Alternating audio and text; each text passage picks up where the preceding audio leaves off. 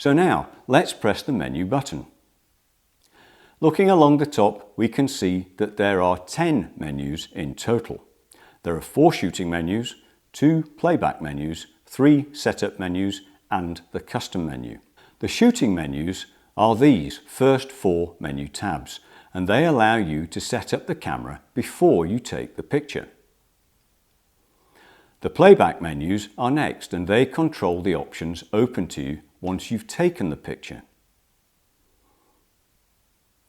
And the setup menus are for setting up the camera, not the picture taking functions necessarily, but the internal workings of the camera.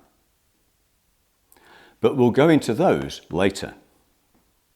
Before we start, let's have a look at how we navigate around the menu tabs and the settings inside them. We can navigate most easily by using the main dial, and that allows us to flick across the menus and see what they all have to offer.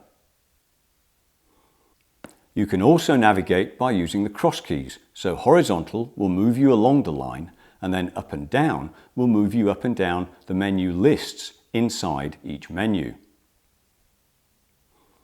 In order to activate any of these options, you have to press Set, and in order to exit, you have to press Set again. So let's start on shooting menu 1. The top one is image quality. Now, image quality is obviously very important. It's probably one of the reasons that you chose to buy this camera. This camera provides an 18 megapixel picture, which will give you about a 50 megabyte file size when it's opened up. And so compression quality is very important when you get to this level too. I would recommend that you use the top one, which is L, and that sort of quarter circle.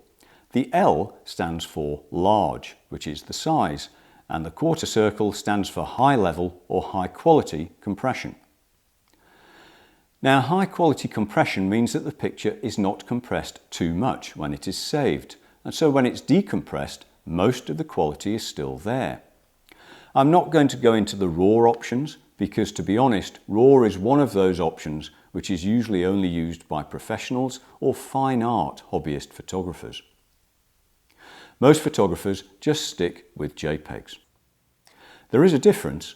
RAW is effectively keeping all of the data from the picture, so that when you open it, and it often needs specialist software to open, you can edit it far more finely with far more detail than when you use JPEG compression.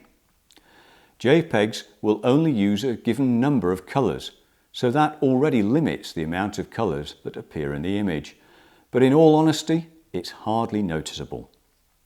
Many professional photographers that I know rarely go into RAW. They stick with JPEGs.